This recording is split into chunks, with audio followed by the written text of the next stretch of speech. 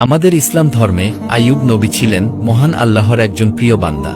কিন্তু তবুও আল্লাহ তাআলা তাকে অনেক পরীক্ষা করেছেন, অনেক কষ্ট দিয়েছেন, এটা দেখার জন্য যে এত কষ্টের পরেও সে আল্লাহর প্রতি অনুগত থাকে কিনা। কিন্তু সব কষ্ট সহ্য করে তিনি আল্লাহর পরীক্ষায় পাশ করে গেলেন। তাহলে চলুন জেনে নেওয়া যাক আইয়ুব নবী ও বিবি রহিমার সেই কষ্টের জীবনী। গ্রাম থেকে বিতাড়িত হয়ে বিবি রহিমা স্বামীকে কাঁধে নিয়ে জঙ্গলের দিকে চলতে লাগলেন। চলতে চলতে গভীর জঙ্গলে এমন এক জায়গায় এসে পৌঁছালেন যেখানে চারপাশে বহু দূর পর্যন্ত লোকজনের কোনো চিহ্নও ছিল না। এই জঙ্গলের মাঝে তিনি কিছু লতাপাতা এনে তা দিয়ে ঘর তৈরি করলেন, তারপর স্বামীকে সেখানে শুইয়ে দিলেন। তখন আইয়ুব আলাইহিসসালাম আল্লাহর দরবারে মোনাজাত করলেন, হে আল্লাহ, আমাদের জীবনের শেষ মুহূর্ত পর্যন্ত যেন আমরা আমাদের ঈমানকে টিকিয়ে রাখতে পারি, আর তুমি আমাদেরকে যখন যে অবস্থাতে রাখো না কেন আমরা যেন সেই অবস্থাতেই তোমার উপর সন্তুষ্ট থাকতে পারি। তারপর বিবি রহিমা যে সামান্য কিছু অর্থ সঙ্গে নিয়ে এসেছিলেন তা দিয়ে বহু দূর থেকে অত্যাবশ্যকীয় দ্রব্য কিনে এনে কোনো রূপে তাদের দিন চলতে লাগল। কিছুদিন পর সমস্ত টাকা পয়সা শেষ হয়ে তারা নিঃস্ব হয়ে পড়লেন। তাই বিবি রহিমা চিন্তা করলেন মানুষের দ্বারে দ্বারে গিয়ে ভিক্ষা করে এনে স্বামীকে আহার করাবেন। পরক্ষণেই তার মনে হল আল্লাহর নবীর জন্য ভিক্ষাকৃত খাদ্য আহার করা হারাম। তখন তিনি স্বামীকে বললেন, আমি গ্রামে গিয়ে মানুষের বাড়িতে কাজ করে কিছু অর্থ উপার্জন করে আনব, আপনি চিন্তা করবেন না, সন্ধ্যার আগেই আমি ফিরে আসব। আইয়ুব আলাইহিসসালাম বললেন, দুঃখে আমার হৃদয় চূর্ণ হয়ে যাচ্ছে, যার সেবায় 100 জন দাসী নিযুক্ত ছিল সে যাবে আজ অন্যের বাড়িতে দাসবৃত্তি করতে, তাছাড়া তো উপায়ও নেই। অতঃপর বিবি রহিমা কাজের সন্ধানে বের হলেন। সারাদিন বাড়ি বাড়ি ঘুরে কোথাও কোনো কাজ খুঁজে পেলেন না। এদিকে বেলা শেষ হয়ে সন্ধ্যা নেমে এলো। তখন একটি বাড়ির দরজার সামনে দাঁড়িয়ে তিনি চিন্তায় অস্থির হয়ে পড়লেন। সারাদিন পরে ফিরে গিয়ে তিনি স্বামীকে কি খেতে দেবেন? নিজেও তো এখনো কিছুই খেতে পাননি। এর মধ্যেই সেই বাড়ির গৃহিণী এসে তাকে বলল, কে তুমি? তখন বিবি রহিমার 2 চোখ থেকে টপটপ করে অশ্রু গড়িয়ে পড়তে লাগল। গৃহিণী বলল, মা, তোমার কি হয়েছে? তখন রহিমা বললেন, আমার স্বামী কঠিন রোগে আক্রান্ত, সারাদিন ঘুরে কোথাও কোনো কাজ জোগাড় করতে পারিনি। রুগ্ন স্বামী সারাদিন অনাহারে আছেন, রাত্রে যদি তাকে কিছু খেতে দিতে না পারি তাহলে হয়তো তিনি মারাও যেতে পারেন। এই বলে তিনি ফুপিয়ে ফুপিয়ে কাঁদতে লাগলেন। তা শুনে গৃহিণী কিছুটা আঠা এনে রহিমাকে দিল। রহিমা বললেন, মা, আমি এটা দান হিসেবে গ্রহণ করব না, আপনার যদি কোনো কাজ থাকে তবে আমাকে দিন, আমি সেই কাজ করে তার বিনিময়ে পারিশ্রমিক হিসাবে আটাগুলো নিয়ে যাব। গৃহিণী অবাক হয়ে জিজ্ঞেস করল, সে কি? তুমি তো দরিদ্র মেয়ে, অথচ দান গ্রহণ করবে না কেন? রহিমা বললেন, সে তো অনেক কথা, আমার স্বামী একটি রাজ্যের বাদশাহ এবং আল্লাহর নবী ছিলেন, তাই তার জন্য অভাবে পড়ে ভিক্ষা করা জিনিস আহার করা হারাম, তবে কাজ করে মজুরি নেওয়াতে কোনো দোষ নেই। গৃহিণী বলল, তোমার স্বামীর নাম কি? রহিমা বললেন, আমার স্বামীর নাম আইয়ুব আলাইহিসসালাম। তখন গৃহিণী অবাক হয়ে বলল, কি বলছো মা, তুমি কি সেই আইয়ুব আলাইহিসসালামের স্ত্রী? আমরা তো তার নাম অনেক শুনেছি। গৃহিণী আর কথা না বাড়িয়ে কতগুলো গম এবং একটি জাতা কল বের করে দিলেন। রহিমা গমগুলো পিষে দিয়ে গৃহিণীর দেওয়া আটাগুলো নিয়ে চলে গেলেন। সেদিন থেকে রহিমা প্রত্যেক দিন সকালে উঠে স্বামীর শরীরের ক্ষত পরিষ্কার করে স্বামীকে আহার করে বের হয়ে যান। সারাদিন বাড়ি বাড়ি ঘুরে কারো থালা বাসন মেজে, কারো কাপড় কেচে, আবার কারো পানি উঠিয়ে, কারো ধান ভেনে দিয়ে, কারো গোয়াল ঘর পরিষ্কার করে দিয়ে যা কিছু পান তা দিয়েই তিনি চলতে থাকেন। অতঃপর ফিরে এসে সারা রাত জেগে স্বামীর সেবা যত্ন এবং আল্লাহর ইবাদত করে কাটিয়ে দেন। একদিন ইবলিস শয়তান বৃদ্ধা মহিলার বেশ ধরে রহিমা যে গ্রামে কাজ করতেন সেই গ্রামের প্রত্যেক বাড়ি গিয়ে সবাইকে বলতে লাগল, ওই যে রহিমা নামের মেয়েটা তোমাদের কাজ করতে আসে, তার স্বামী গলিত কুষ্ঠরোগী, তার শরীরের দুর্গন্ধে গ্রামের লোক তাকে গ্রাম থেকে তাড়িয়ে দিয়েছে, এখন তারা জঙ্গলে ঘর বানিয়ে তাতে বসবাস করছে। রহিমা রাত দিন তার স্বামীর পুঁজ বের করে ধুয়ে মুছে দেয় এবং স্বামীর কাছে একই বিছানায় শুয়ে থাকে, এবং তার হাতে পায়ে কাপড়ে কত যে রক্ত পুঁজ লেগে থাকে তার কোনো সীমা নেই। আর এই রোগও অত্যন্ত ছোঁয়াচে রোগ। তোমাদের মঙ্গলের জন্য বলছি, সাবধান, তোমাদের কোনো জিনিসে যেন ওই মেয়েটা হাত লাগাতে না পারে, কেননা তার হাত পা এবং জামা কাপড় পুঁজে পরিপূর্ণ হয়ে থাকে, তাকে দিয়ে তোমরা কোনো কাজ করাবে না, এমনকি বাড়িতে আসলে দাঁড়াতেও দেবে না। ইবলিস শয়তান এভাবে বলে বলে সবার মনকে বিষাক্ত করে দিল। অতঃপর বিবি রহিমা কাজের জন্য আসেন, কিন্তু যেই বাড়িতে কাজের জন্য প্রবেশ করেন সেই বাড়ির লোকরাই তাকে দূর দূর করে তাড়িয়ে দিল। সারাদিন এই বাড়ি থেকে সেই বাড়ি, সেই বাড়ি থেকে ওই বাড়ি ঘুরে ঘুরে ক্লান্ত হয়ে দূরের একটি বাড়ির ভিতরে প্রবেশ করলেন। এই বাড়ির গৃহিণীর সঙ্গে ইবলিস শয়তান একটি মহিলার বেশ ধরে আলাপ করছিল। রহিমা গিয়ে গৃহিণীকে বললেন, মা, আমার অসুস্থ স্বামী সারাদিন অনাহারে আছেন। আপনার যদি কোনো কাজ থাকে দয়া করে আমাকে করতে দিন, তার পরিবর্তে আমাকে কিছু আটা দিন। গৃহিণী উত্তর দেওয়ার পূর্বে মহিলা বেশি শয়তান বলল, আমি যার কথা বলেছিলাম এই সেই মহিলা। তখন গৃহিণী রহিমাকে বলল, না বাপু, আমার কোনো কাজ নেই। তখন মহিলা বেশি সেই শয়তান বলল, তার চেয়ে তুমি এক কাজ করো, তোমার মাথার চুলগুলো কেটে দাও, তাহলে তোমাকে 2 দিন খাবার উপযোগী জিনিসপত্র দিয়ে দেব। তখন রহিমা বললেন, আমার স্বামী আমার চুলগুলো ধরে ওঠা বসা করেন, এগুলো কেটে দিলে তার অসুবিধা হবে। তখন শয়তান বলল, তাহলে অর্ধেক চুল কেটে দাও। এই বলে ইবলিস শয়তান নিজ হাতে রহিমার মাথার একদিক থেকে অর্ধেক চুল কেটে দিল, আর গৃহিণীর কাছ থেকে কিছু আটা চিনি রহিমাকে দিয়ে দিল। রহিমা তা নিয়ে রওনা হলেন। কিন্তু ইবলিস শয়তান রহিমার আগে একজন সুফি লোকের বেশে হযরত আইয়ুব আলাইহিস সালাম এর কাছে এসে বলল, হুজুর, আপনি অভাবগ্রস্ত রোগী হলেও আপনি একজন আল্লাহর নবী, হালাল হারাম বিচার করে খাওয়া আপনার উচিত ছিল। আইয়ুব আলাইহিস সালাম বিচলিত হয়ে বললেন, আপনার এই সব কথার অর্থ কি?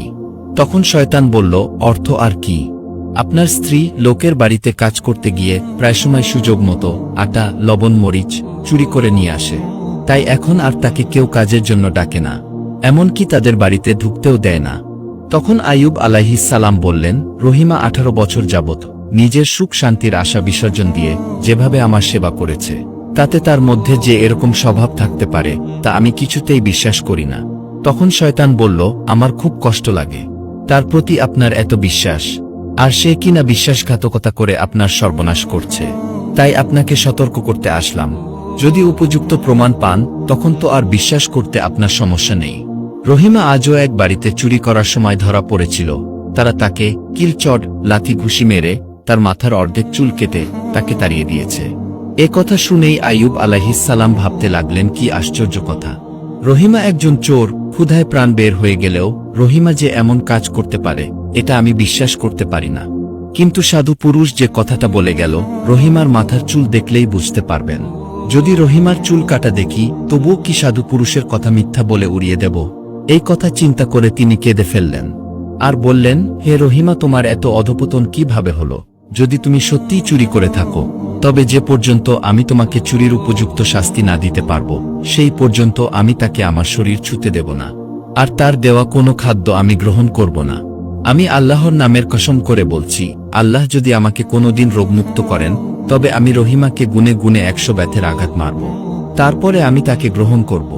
এমন সময় রহিমা আটা নিয়ে এসে পৌঁছালেন এবং আইয়ুব আলাইহিস সালাম রহিমার মাথার দিকে লক্ষ্য করে দেখলেন সত্যি সত্যি রহিমার মাথার অর্ধেক চুল কাটা।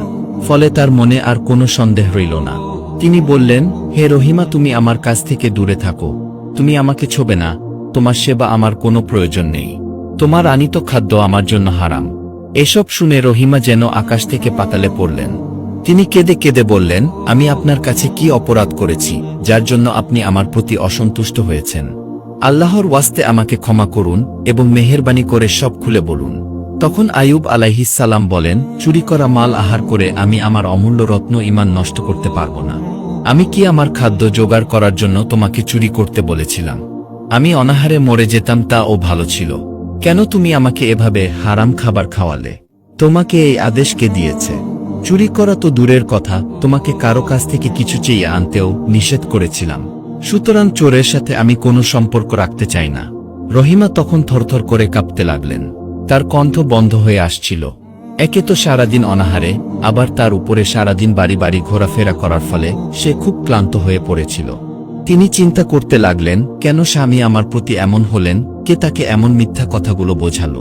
তিনি চিন্তা করে বেহুশ হয়ে মাটিতে লুটিয়ে পড়লেন। বহুক্ষণ পর আবার জ্ঞান ফিরে এলো। তখন আইয়ুব আলাইহি ওয়াসাল্লাম বললেন, আমি আল্লাহর নামের কসম করে বলছি, আমি যদি সুস্থ হয়ে উঠি তাহলে আমি নিজ হাতে তোমাকে গুনে গুনে 100টা বেতের আঘাত মেরে চুরির শাস্তি দিব। এতে তোমার শরীরের মাংস ছিন্ন ভিন্ন হয়ে ধুলায় মিশে যেতে পারে।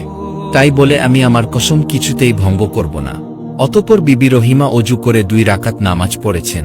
পরে আল্লাহর দরবারে প্রার্থনা করতে লাগলেন, হে মহান সৃষ্টিকর্তা, আমি জানি যে আপনি বিনা অপরাধে কাউকে শাস্তি দেন না। হে রহমান ও রাহিম, আপনার রহমত ছাড়া এই কঠিন বিপদ থেকে উদ্ধার পাওয়ার আর কোনো উপায় নেই। মোনাজাত করতে করতে 2 চোখের পানিতে রহিমার জামা কাপড় ভিজে গেল। তার আকুল আহ্বানে আল্লাহ তাআলার আরশ কেঁপে উঠল। আল্লাহ তাআলা হযরত জিবরাইল আলাইহিস সালামকে পাঠিয়ে দিলেন। জিবরাইল আলাইহিস সালাম এসে বললেন, হে আল্লাহর নবী, আপনি ইবলিশের কথায় আপনার রহিমাকে বিনা অপরাধে শাস্তি দিতে চাচ্ছেন। ইবলিশ আপনার সাথে রহিমার বিচ্ছেদ ঘটানোর জন্য ওইসব কথা বলে গিয়েছে। এই কথা শুনে আইয়ুব আলাইহিস সালাম অত্যন্ত দুঃখিত হলেন। অতঃপর রহিমাকে ডেকে বললেন, হে রহিমা, আমি শয়তানের কথায় তোমার প্রতি অন্যায়ভাবে দোষারোপ করেছি, সেজন্য আমি লজ্জিত। তখন রহিমা বললেন, হুজুর, আপনার বিনা অনুমতিতে আমি মাথার চুল কেটে বিক্রি করেছি, সেজন্য আমিও লজ্জিত। অতঃপর বিবি রহিমা আনন্দের সাথে রান্না করে স্বামীকে আহার করালেন এবং নিজেও আহার করলেন। তারপর রহিমা আবার কাজের সন্ধানে লোকালয়ে চলে গেলেন। এভাবেই সুদীর্ঘ 18টি বছর পেরিয়ে গেল। হযরত আইয়ুব আলাইহিস সালাম এবং বিবি রহিমার কঠিন পরীক্ষায় আল্লাহ তাআলা তাদের ঈমানের শক্তির অসীম ধৈর্য দেখে সন্তুষ্ট হলেন। অতঃপর আল্লাহ তাআলা হযরত জিবরাইল আলাইহিস সালামকে বললেন, হে জিবরাইল, তুমি আইয়ুবের রোগমুক্ত করে তার পূর্বের স্বাস্থ্য, ধন দৌলত, লোকজন, সন্তানাদি, বাড়িঘর সব কিছুই তাকে ফিরিয়ে দেওয়ার ব্যবস্থা করে দাও। পৃথিবীতে এমন কেউ নেই যে তার ঈমান নষ্ট করতে পারে। তোমরা এখন দেখলে তো, আমার প্রিয় বান্দা আইয়ুব ঈমানের কঠোর অগ্নি পরীক্ষায় সাফল্যের সঙ্গে উত্তীর্ণ হয়েছে। তখন ফেরেশতাগণ সবাই এক বাক্যে উত্তর করলেন, হে আল্লাহ, আপনি অতীত, বর্তমান এবং ভবিষ্যতের সব জানেন, আমরা সেটা বুঝেছি, সেজন্য আমরা লজ্জিত। তখন আল্লাহ তাআলা ইবলিশকে বললেন, হে ইবলিশ, আইয়ুবের ঈমান পরীক্ষা করতে তোর আরো কিছু কি বাকি আছে? ইবলিশ তখন লজ্জায় মাথা নিচু করে দাঁড়িয়ে রইল। সে কোনো উত্তর দিতে পারল না। অতঃপর আল্লাহ তাআলা হযরত জিবরাইল আলাইহিস সালামকে বললেন, হে জিবরাইল, তুমি আইয়ুবের রোগমুক্ত করে তার পূর্বের স্বাস্থ্য, ধন দৌলত, লোকজন, সন্তানাদি, বাড়িঘর সব কিছুই তাকে ফিরিয়ে দেওয়ার ব্যবস্থা করে দাও। জিবরাইল আলাইহিস সালাম আদেশ পেয়ে তখনই নেমে এসে আইয়ুব আলাইহিস সালামকে সালাম করে বললেন, হে আল্লাহর নবী, আপনি আপনার ডান পায়ের স্থানের মাটির উপর আঘাত করুন। আইয়ুব আলাইহিস সালাম সেই স্থানের মাটিতে পা দিয়ে আঘাত করা মাত্রই সে স্থানে 2টি ঝরনার সৃষ্টি হল। একটির পানি শীতল আর অপরটির পানি গরম। জিবরাইল আলাইহিস সালাম বললেন, আপনি গরম পানি দিয়ে গোসল করুন আর শীতল পানি পান করুন। আইয়ুব আলাইহি ওয়াসাল্লাম তাই করলেন। সঙ্গে সঙ্গে তার শরীরের সমস্ত ক্ষত আরোগ্য হয়ে তার শরীর থেকে আগের মতো জ্যোতি বের হতে লাগল। জিবরাইল আলাইহিস সালাম তাকে বেহেশতের কাপড় পরিধান করিয়ে বাদশাহী সাজে সাজিয়ে চলে গেলেন। এদিকে বিবি রহিমা সন্ধ্যার একটু আগে এসে দেখেন তার স্বামী বাসায় নেই। তাই তিনি ভাবলেন কোনো বাঘ ও ভাল্লুক হয়তো তার স্বামীকে খেয়ে ফেলেছে। তিনি ভয়ে থরথর করে কাঁপতে কাঁপতে কান্না করে অজ্ঞান হয়ে গেলেন। অনেকক্ষণ পর তার জ্ঞান ফিরে এলে তিনি স্বামীর মৃতদেহের সন্ধান করতে লাগলেন। তার হৃদয় চূর্ণ বিচূর্ণ হয়ে যেতে লাগল। তিনি চিৎকার করে কাঁদতে লাগলেন আর জঙ্গলের ভিতরে খুঁজতে লাগলেন। হঠাৎ দেখলেন জঙ্গলের মধ্যে একজন জ্যোতির্ময় পুরুষ আল্লাহর ধ্যানে মগ্ন আছেন। তিনি বললেন, হে মহাপুরুষ, আপনি কে? তিনি বললেন, আমি একজন বনবাসী ফকির। কিন্তু তুমি কে? কেন এত বুকফাটা চিৎকার করছো? এমন আকুলভাবে কাকে তালাশ করছো? তখন রহিমা কেঁদে কেঁদে বললেন, আমি একজন অসহায় নারী, আমার রুগ্ন স্বামীকে তালাশ করছি। তখন দরবেশ বললেন, তোমার স্বামী কোথায় ছিল? তখন রহিমা বললেন, আমার স্বামী একজন আল্লাহর নবী। আজ 18 বছর যাবৎ তিনি রুগ্ন অবস্থায় ছিলেন। আমি তাকে একাকী রেখে তার খাদ্য সংগ্রহ করতে যেতাম। আজও আগের মতোই গিয়েছিলাম, কিন্তু ফিরে এসে দেখি তিনি এখানে নেই। হুজুর, আপনি তার কোনো সন্ধান বলতে পারেন কি? তখন মহাপুরুষ বললেন, তুমি কি তোমার স্বামীকে দেখলে চিনতে পারবে? রহিমা বললেন, হুজুর, এটা কি বললেন? আমার শরীরের প্রত্যেকটা জোড়ায় জোড়ায় তার ছবি অঙ্কিত রয়েছে। তখন দরবেশ বললেন, তাহলে তুমি আমার দিকে একবার ভালো করে লক্ষ্য করে দেখো তো, তুমি আমাকে এর আগে কখনো দেখেছ কিনা? রহিমা এতক্ষণ তার সাথে কথা বললেও তার মুখের দিকে তাকায়নি। এবার তিনি তার মুখের দিকে লক্ষ্য করে আনন্দে চিৎকার করে বলে উঠলেন, এ কি, আপনি তো আমার স্বামী। এই বলে রহিমা কান্নায় ভেঙে পড়লেন। তবে এবারের কান্না আনন্দের কান্না। আইয়ুব আলাইহিস সালাম বললেন, হে রহিমা, তুমি কেঁদো না। আল্লাহ তাআলার কোটি কোটি শুকরিয়া আদায় করো এবং আল্লাহ তাআলার রহমতের ধারা আমাদের উপর নেমে এসেছে।